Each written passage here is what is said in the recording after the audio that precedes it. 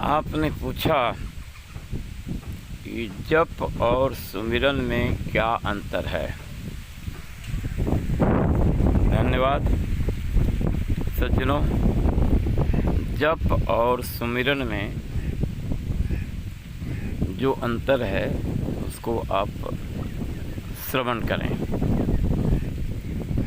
देखिए, जप तो लोग कहते हैं या हमारा शास्त्र वेदवेत्ता विद्वान का कहना है कि जैसे कोई मंत्र है, एनीबॉडी कोई भी मंत्र हो, जैसे हरि ओम तत्सत, ओम नमः शिवाय, ओम नमो भगवते वासुदेवाय, ओम भूर्भुवः स्वः तत्सवितुर्वरेण्यं भर्गो देवस्य धीमहि धियो यो न प्रचोदयात्। यानी ये सब जो मंत्र हैं इनको लोग उपांशु या वाचिक जप करते हैं।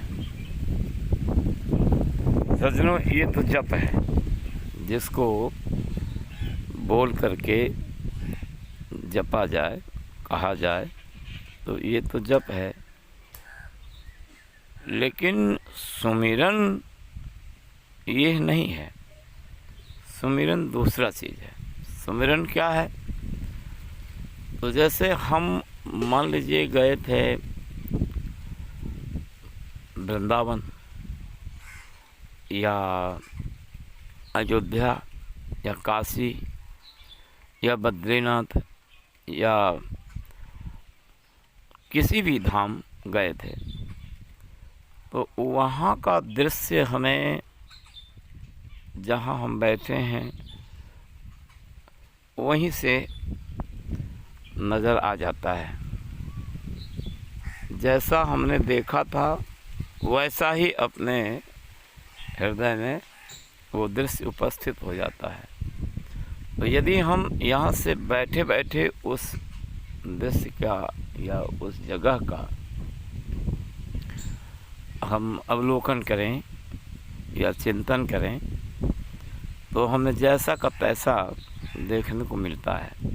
जबकि हम बैठे घर में हैं या मंदिर में हैं या कहीं भी बैठे हैं, मान लीजिए हम अपने पूजा स्थल में बैठे हैं या ध्यान स्थल में बैठे हैं या सत्संग में बैठे हैं या भोजन में बैठे हैं, ध्यान यदि हमारा वहाँ पहुँच गया जहाँ हम गए थे, तो जैसा का तैसा दृश्य देखने में आता है। सज्जनों, सुमिरन वही चीज़ है। इस सुमिरन हम उसको कर सकते हैं जिसको हम जानते हैं, देखें हैं। केवल सुनने मात्र से सुमिरन असंभव है, परंतु मंत्र को तो लोग देख करके भी जपते हैं, पढ़ करके भी जपते हैं। ये जपना और सुमिरन करना, इन दोनों में बड़ा अंतर है। जैसे हम कहेंगे कि रामचरितमानस में दिया गया है, जे सुमिरत सिद्धि होई, यानी जिनके सुमिरन से सिद्धि मिल जाती है। तो किसी भी देवी देवता का जे ही सुमिरत सिद्धि होय का भाव है। रामचरितमानस में कहते हैं कि गण नायक, गणों के प्रधान, करिबर बदन, करिबर कहते हैं गज, हाथी को। तो उसका जो शरीर है, उसका जो मुख है, उसी को कहते हैं गणेश जी। गण नायक करिबर बदन, गणों के प्रधान एवं हाथी के बदन वाला। बदन, एक तो बदन शरीर को भी कहते हैं और एक बदन मुख को भी कहते हैं। तो जो हाथी का सूंड है, हाथी के सूंड वाले ऐसे बदन वाले गण के प्रधान यानी गणनायक गणेश जी के मात्र सुमिरन करने से सिद्धि होती है। देखिए, इसे सुमिरन कहते हैं। यहाँ जप का कोई विधान नहीं है, यहाँ केवल बताया गया कि सुमिरन करने मात्र से सिद्धि हो जाती है। तो अब रही बात कि यहाँ भी देखने वाली बात आ गई। यदि हम हाथी सूंड वाले गणेश जी को किसी भी फोटो या मूर्ति के रूप में अगर हम न देखे हों, अनजाने में किसी अनजान व्यक्ति को कहा जाए कि गणेश जी का मूर्ति कैसा होता है, गणेश जी कैसे होते हैं, जो न देखे हों, तो वो क्या बताएंगे? तो ये तो देख करके हम सुमिरन करते हैं और सुमिरन करने से ही सिद्धि हो जाती है। रामचरितमानस गवाह है, साक्षी है।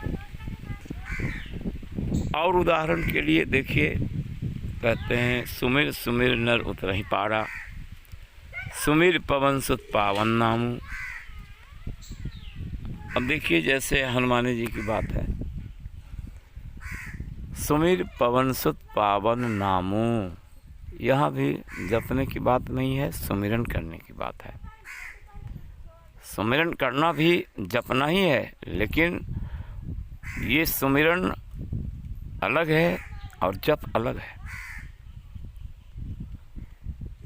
जपने का नाम भी सुमिरन है, लेकिन जप में और सुमिरन में क्या भेद है उसको आप समझिए।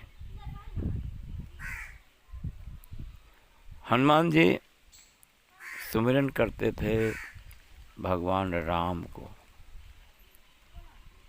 राम उनके इष्ट थे। सीता जी और रामचंद्र जी दोनों उनके हृदय में निवास करते थे। तो ये भाव ही तो है, बसाए थे। क्या सही सही राम और सीता जो साक्षात मूर्त दिख रहा है, क्या इतना बड़ा मूर्त इसमें उनके हृदय में समा जाएगा? लेकिन ये भाव है, उनका प्रतिरूप,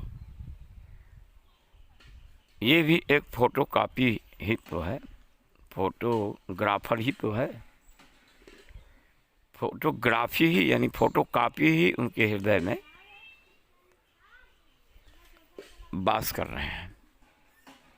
यानी जैसे कैमरा होता है, तो राम सीता उनके हृदय में, हृदय रूपी कैमरे में कैद हैं। किस तरह से? भक्ति से। और उन राम सीता को हनुमान जी केवल मात्र सुमिरन यानी सुमिर करके अपने बस में किए हैं। आज भी किए हैं, आज भी उनके ही नाम का डंका बज रहा है। तो सज्जनों, ये उदाहरण रामचरितमानस में हनुमान जी के प्रति भी है कि सुमिर पवन सुत पावन नामू। फिर आगे है, श्री गुरु पद नख मणिगण ज्योति सुमिरत। सुमिरत, यहाँ भी सुमिरत, सुमिरन की बात आई है। सुमिरत दिव्य दृष्टि ही होती। तो दिव्य दृष्टि किसके सुमिरन से हो रहा है? दिव्य दृष्टि हो रहा है श्री गुरु के चरण में जो नख है, उस नख मणिगण ज्योति, यानी मणि के समान ज्योति चमक रहा है श्री गुरु के चरण। अब श्री गुरु का चरण कहाँ है, ये तो बहुत बड़ी बात है। पहले श्री गुरु कौन है, फिर उसका चरण कहाँ है, इसके विषय में अगले वीडियो में चर्चा होगी। परंतु यहाँ सुमिरन की बात है, तो उदाहरण स्वरूप रामचरितमानस में कई जगह सुमिरन की बात आई है, जप योग की भी बात आई है, लेकिन जहाँ सुमिरन की बात आई है तो देखिए श्री गुरु के चरण में जो नखमणिगण ज्योति है, श्री गुरु के चरण नख के समीप जो मणि के समान ज्योति यानी प्रकाश है, मात्र उसके सुमिरन से हृदय में दिव्य दृष्टि उत्पन्न होती है। ये सुमिरन की बात आई। हनुमान जी की भी बात कि इनके मात्र सुमिरन से रामचंद्र जी उनके बस में है। तो इस तरह से सुमिरन और जप में फर्क है, और इस फर्क में ये भेद आता है कि ये सुमिरन तभी हो सकता है जब तक कि हम उस आत्मा को, जो आत्मा सर्वश्रेष्ठ है, सर्वमान्य है, सर्व प्रकाशवान है, सर्वशक्तिवान है, तो उस परम प्रकाश को हम जब तक नहीं जानेंगे, नहीं समझेंगे, तब तक हम सुमिरन करेंगे किसे। यही मुख्य बातें हैं। सुमिरन तो हम जान गए होंगे कि सुमिरन कहाँ किसे जाता है। जैसे माता पिता घर में हैं, हम परदेश में हैं, तो हम परदेश में हैं, माता पिता घर में हैं, तो माता पिता के सानिध्य में हम बरसों रहे हैं जन्म से लेकर के। तो उनका दृश्य, उनका रूप, उनका मुखड़ा, उनका हाथ पैर, उनका रहन सहन, उनका लिबास, उनका बोली भाषा, उनके स्वभाव से हम परिचित हैं। तो जिस समय भी हम चाहेंगे तो सुमिरन कर सकते हैं, स्मरण कर सकते हैं, वंदन कर सकते हैं। अब रही बात कि हम वहाँ साक्षात सगुण रूप का तो वंदन या पूजन या दर्शन या स्मरण या सुमिरन तो हम नहीं कर सकते, लेकिन उस रूप का, जिस रूप को हमने देखा है, उसका स्मरण कर सकते हैं। कहीं भी रहें, सोते रहें, जागते रहें, चलते रहें, बैठे रहें, किसी भी कार्य में लगे भी हों, तो हम सुमिरन कर सकते हैं। कबीर साहब क्या करते थे? कबीर साहब वो सूत बुना करते थे। स्वभाव से ज्वाला परिवार में उनका परवरिश हुआ।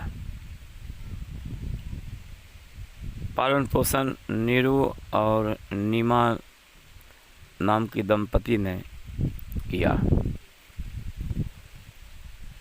परंतु कबीर साहब कभी भोजन नहीं किए और न पानी पिए।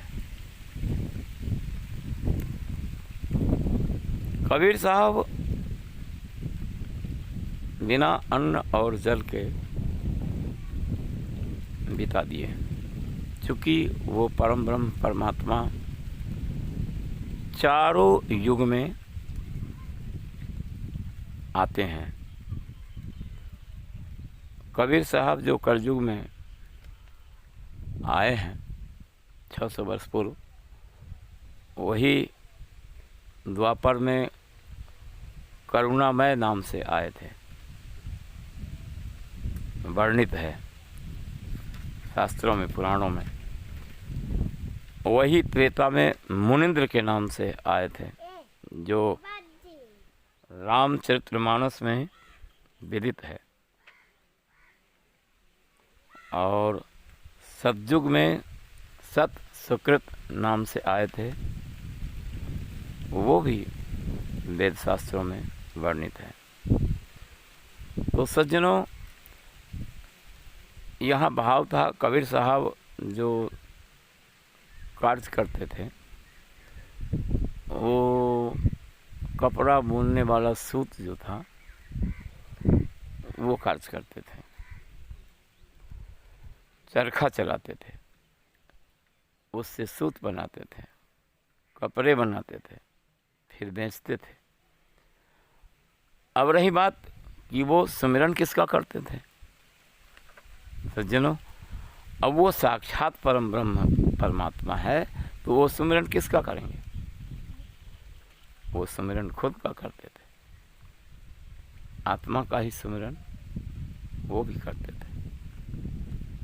तो अब रही बात कि सुमिरन कैसे किया जाए, किसको किया जाए, ये आप जान गए होंगे। जब तक हम आत्मा को नहीं जानेंगे, किसी सद्गुरु जो आत्मज्ञानी हो और विदित हो, जानकार हो, जो सत्य की परख किया हो, वही दूसरों को भी करवा सकता है। सज्जनों, इसमें कण मात्र का संदेह नहीं कि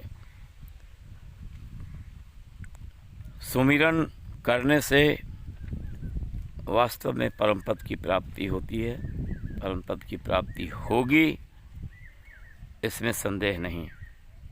और सुमिरन करने से मोक्ष की प्राप्ति भी होती है। तो सुमिरन और जप में यही फर्क है। जप करने से मोक्ष नहीं प्राप्त होगा। जप करने से क्या होगा? तो सज्जनों, जप करने से हमें देवी देवताओं की सिद्धि मिल सकती है, धन मिल सकता है, ऐश्वर्य मिल सकता है, सुख मिल सकता है, संतान सुख प्राप्त हो सकता है, वैभव मिल सकता है, यश कीर्ति लाभ हो सकते हैं, हम राजा बन सकते हैं, धनवान बन सकते हैं, रूपवान बन सकते हैं, परंतु मोक्ष नहीं प्राप्त कर सकते। लेकिन सुमिरन से, सुमिरन करने का जो विधान है, जिसको सुमिरन किया जाता है, उसके सुमिरन से हम आत्मज्ञानी बन सकते हैं, परमात्मा को प्राप्त कर सकते हैं, आत्मा को जान सकते हैं। सुमिरन कैसे हम करें, ये विधि सद्गुरु के द्वारा प्राप्त हो सकता है। अब इसकी विधि तो वही सद्गुरु बता सकते हैं, जो सत्य को जानते हैं। तो सज्जनों, ये संतों के पास है और समझ बूझ कर, जांच पड़ताल कर, जब तक अपने समझ में ना आ जाए तब तक किसी को भी गुरु बनाना ठीक नहीं है। गुरु तो अपने लाभ के लिए, जीव के कल्याण के लिए ही बनाना चाहिए। सांसारिक सुख तो कर्म के अधीन है। जैसा कर्म करेंगे वैसा ही प्राप्त होगा। कर्म प्रधान विश्व कर राखा, जो जस करें सो तस पर चाखा। ये सब तो संसार की सभी वस्तुएं कर्म के अनुसार मिल ही सकता है, परंतु ये मोक्ष यानी मुक्ति, परम पद तो बिना सद्गुरु के संभव नहीं है। वेदों में भी, शास्त्रों में भी विद्वान लोग बताए हैं कि बिन गुरु भवनिधि तरहि न कोई, जौ बिरंच शंकर सम होई। ब्रह्मा के समान, शिव के समान, विष्णु के समान ज्ञानी ध्यानी क्यों न हो जाए, लेकिन बिना गुरु के ये भवसागर, ये माया का जाल, ये संसार से पार नहीं किया जा सकता। इसलिए सद्गुरु के शरण होकर हम जीव का कल्याण कर सकते हैं, और जीव के कल्याण के लिए परम आवश्यक है जीवन में सद्गुरु का प्राप्त होना। तो सज्जनों, अब अधिक जानकारी के लिए अगले वीडियो में, अब आज का सत्संग यहीं से विश्राम कर रहे हैं। साहेब बंदगी, सत्यनाम।